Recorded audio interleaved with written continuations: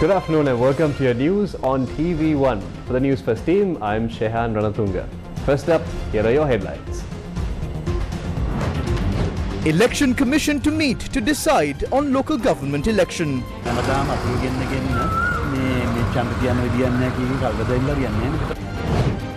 Opposition factions meet overseas missions in Colombo to discuss delay in elections. First shipment of imported Indian eggs reach Sri Lanka. Waterworks employees on strike against unjust tax regime and interest rates. Now on to your top story. The National Election Commission met with representatives of political parties contesting the local government election. The National Election Commission met with representatives of political parties at 10 a.m. on Thursday. Further activities of the local government election and the date to conduct postal voting was discussed at the meeting. The National Election Commission will also meet election monitoring organizations.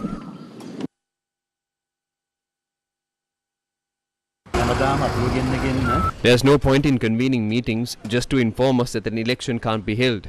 The NEC must be honest and say that they aren't letting them hold the election if that is the case. If an independent commission is not allowed to do their job, the independent commission must resign. They must let the world be aware of the oppression taking place.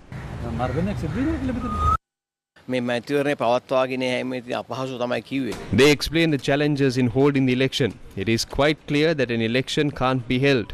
President Ranil Wickremesinghe has abused his role as finance minister and prevented the funds from being released. That is very clear. He also said in parliament that an election is unnecessary. He said there were no funds for an election. The entire country is aware of the president's position, but the country is of the stance that an election must be held. The local government election process was discussed in Parliament. Why is the Election Commission not being provided with the funds for the local government election?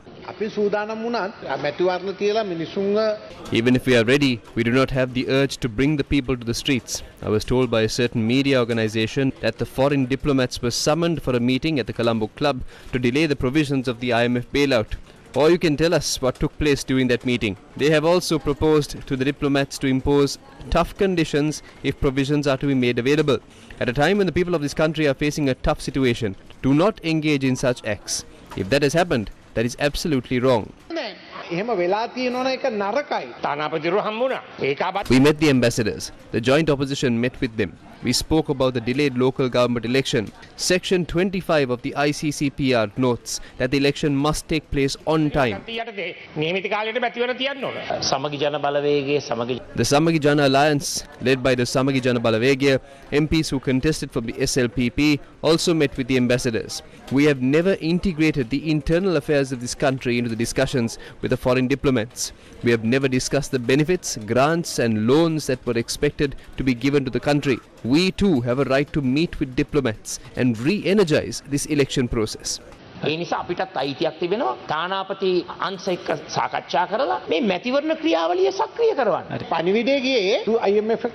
told that a request was made to introduce tough conditions for the IMF package. You should have mentioned these facts for the provincial council election. You remain silent. We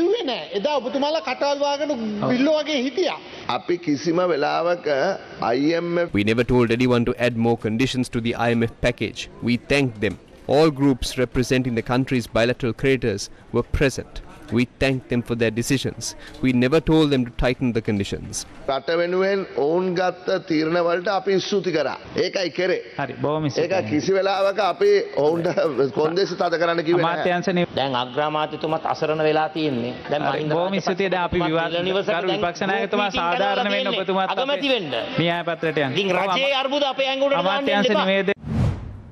Jatika Jana Balawegya member Bimal Ratnayaka expressed views on the local government election and the independence of the judiciary. Ranil doesn't have the power to charge or spend a single rupee. That power lies with Parliament. Funds for the local government election were allocated through the parliamentary budget. But who paused that decision made in Parliament? It was the executive. What is the stance of the court? Court is of the same stance that Parliament holds the power and therefore it must hold the election. The judiciary protected the power of the Parliament, but look at what these useless people are trying to do against the judiciary. The henchmen of Ranil and the Rajapaksas are now trying to summon the judges. The public are no longer supporters of the Rajapaksas or their friends. We are warning you, the more you delay the election, you are paving the way for a massive political turmoil in the country. Ranil Wickremesinghe මහත්තයා තේරුම් ගන්න ඕන එයාට විරුද්ධව ගොඩනගන්නේ ඡන්ද පෙරමුණක් විතරක් නෙමෙයි මුළු මහත් දේශපාලන පෙරමුණක් ගොඩනගනවා. Now, in other news, Minister of Trade Nalin Fernando speaking in Parliament said the first consignment of eggs from India reached the Colombo port on Thursday. The first consignment of eggs has reached the Colombo port. They have requested for 3 days to conduct the tests. There are no eggs in the country today. 8 out of 10 shops in the country don't have stocks of eggs. Even Parliament doesn't have eggs. Parliament has not received eggs for the past 2 weeks. It was the decision of your government that brought us to this position. An egg in our country weighs around 50 to 55 grams. An egg imported from India usually weighs about 30 to 35 grams.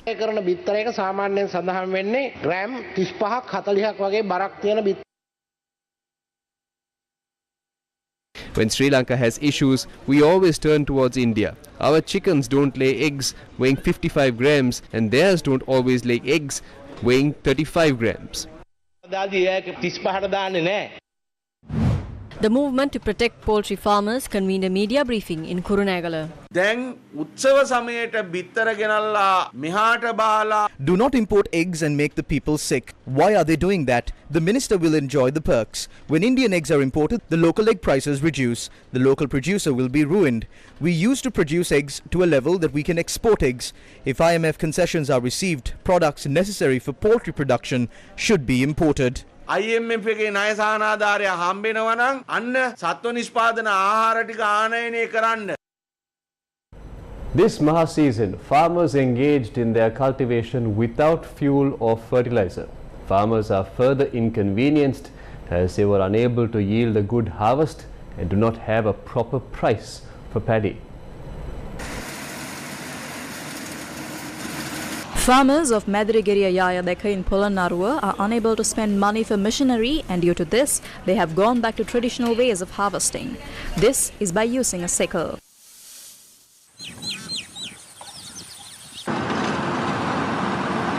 In the meantime, farmers of Pahamarua in Rajangani lament that even though the government said that 100 rupees will be given for paddy harvest, they have not yet received it. They say they have to spend more to transport the harvest. The All Ceylon Agrarian Federation convened a media briefing in Dambulla and commented on the farmers' woes. The farming community is finding it difficult to make ends meet as their expenses are high and yield is low, as well as there's no proper price for the harvest. It seems like they're unable to sell it, but farmers have to purchase goods at exorbitant prices. We demand that the government immediately take steps to provide the farmers what they were promised.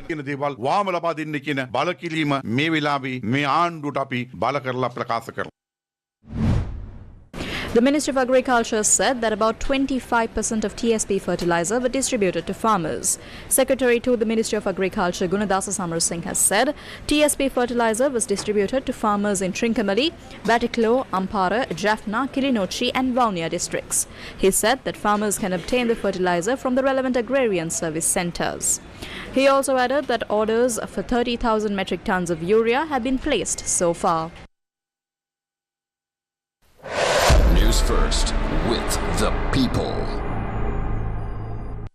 Minister Bandulu Gunawardana pointed out that it would have been impossible to pay salaries or allowances next month if the IMF package did not come through. He was speaking at a media briefing held at the Ministry of Mass Media. The IMF EFF program was only offered to bridge the deficit and the funds go directly to the central bank. However, they have allowed us to bridge the budget deficit this time because the government cannot manage the daily finances. We were short of over rupees 500 billion for March alone. If that goes on, we will not be able to pay the salaries and allowances for April. We will use this to pay the salaries and the pensions. රාජ්‍ය සේවක වැටුප් පා විශ්‍රාම වැටුප් ටිකෙන් හරි ගොඩ යමක් ඇති වෙලා තියෙන්නේ Now, speaking in Parliament, the opposition leader Sajid Premadasa raised concerns about the fees charged for the National Diploma in Engineering Sciences at the Institute of Engineering Technology in Kadunayaka. Article 12 of the Gazette, with respect to enrolling students for the National Diploma in Engineering Sciences at the Institute of Engineering Technology, notes that in order to be enrolled, students will be charged by the government. If that's the case, the fee will be informed in due course. Earlier, this program was offered at zero cost. However, that situation has been changed, and every student is to be charged over 200,000 rupees for this program from 2023. You're well aware of the brain drain that's taking place in the country and its repercussions. I propose that you continue the programs at the Institute of Engineering Technology without charging the students.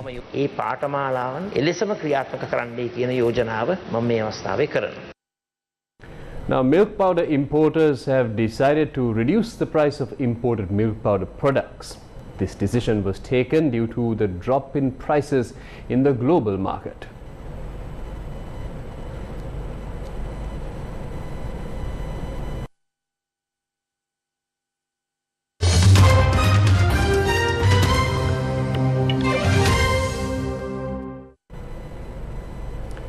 Now for some news overseas, Pakistan's election oversight body on Wednesday delayed elections for a regional assembly after the government of Prime Minister Shehbaz Sharif refused to provide the necessary funds and polling staff, citing financial constraints. The election for the Punjab Legislative Assembly, which were to be held on the 30th of April, were delayed until the 8th of October. The move drew criticism from former Prime Minister and current opposition leader Imran Khan and his Pakistan Tehreek-e-Insaf party. The decision comes months after Khan's party dissolved the regional assemblies in Punjab and Khyber Pakhtunkhwa province. Since his ouster last April in a no-confidence vote in Parliament, Khan has been demanding early elections. Sharif has dismissed the demand and elections are scheduled for later this year. Sharif wants national elections and the voting for regional assemblies held on the same day. Now, the US Central Bank has raised interest rates again, despite fears that the move could add to the financial turmoil after a string of bank failures. The Federal Reserve increased its key rate by 0.25% points, calling the banking system sound and resilient. But it also warned that fallout from the bank failures may hurt economic growth in the months ahead. The Fed has been raising borrowing costs in a bid to stabilize prices. But the sharp increase in interest rates since last year has led to strains in the banking system. Two US banks, Silicon Valley Bank and Signature Bank, collapsed this month, buckling in part due to problems caused by high interest rates. There are concerns about the value of bonds held by banks, as rising interest rates may make those bonds less valuable. Now, drawing your attention back to some news here at home, the National Water Supply and Drainage Board launched a strike. Now, here are the details. The National Water Supply and Drainage Board Joint Trade Union Collective launched a one-day strike against the unjust tax regime, electricity tariff hike, salary anomalies and related issues. Regional offices of the National Water Supply and Drainage Board were closed down and consumer services were not in operation.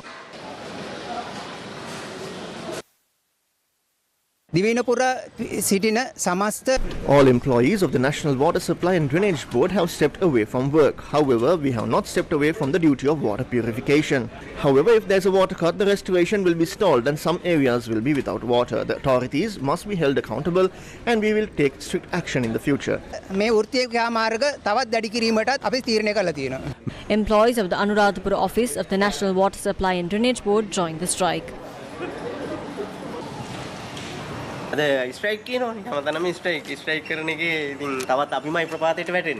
Employees of the National Water Supply and Drainage Board in Gaul, Mathura and Ratmalana also joined the strike.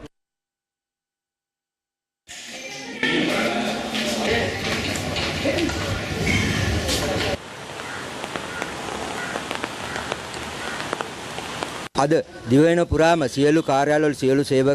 employees of the National Water Supply and Drainage Board are engaged in the strike. We are not providing any service to the consumer. We are not trying to inconvenience the public. So the pumping station will operate, but we will not attend to any breakdown. Some areas might be affected by this.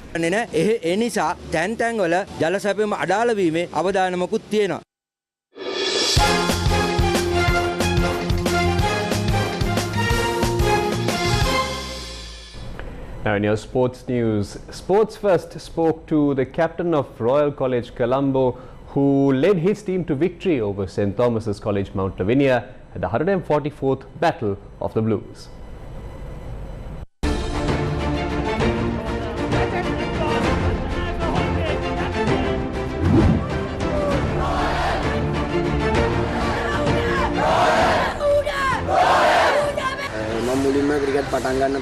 My father was the main reason I decided to take up cricket. He was a cricket fan and I fell in love with the game.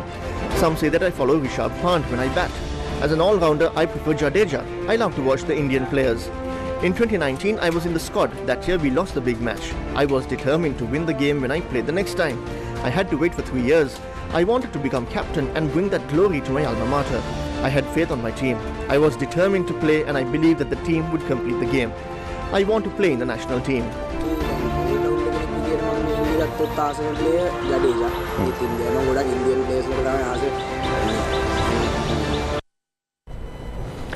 Another phase of the LOLC Divi Savya program, a community upliftment initiative aiming to empower our fellow citizens, took place in the Kandy district today.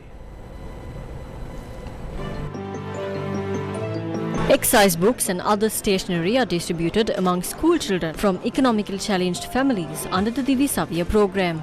This worthy initiative is a collaboration between the LOLC group and the Ministry of Education. Principals of schools with less than 50 students were present at the Puja Piti Education Zone for the program.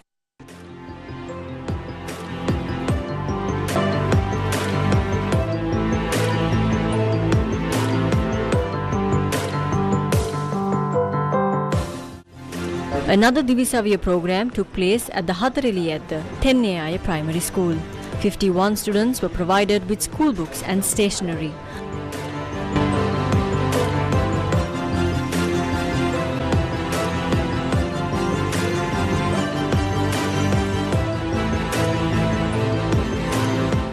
Another leg of LOLC Divi Savya program took place at Damunukola Primary School. School books and stationery were distributed to students of the Hanna Deniya Primary School.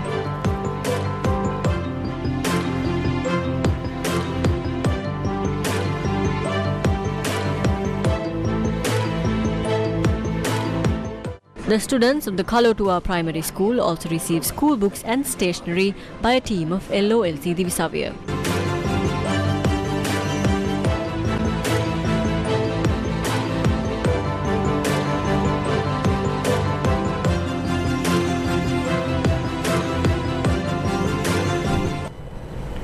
And with that, we wrap up the news for now. But for more details on these stories and others, just visit Newsfirst.lk or any of our social media platforms. That's it for now. Thank you for watching.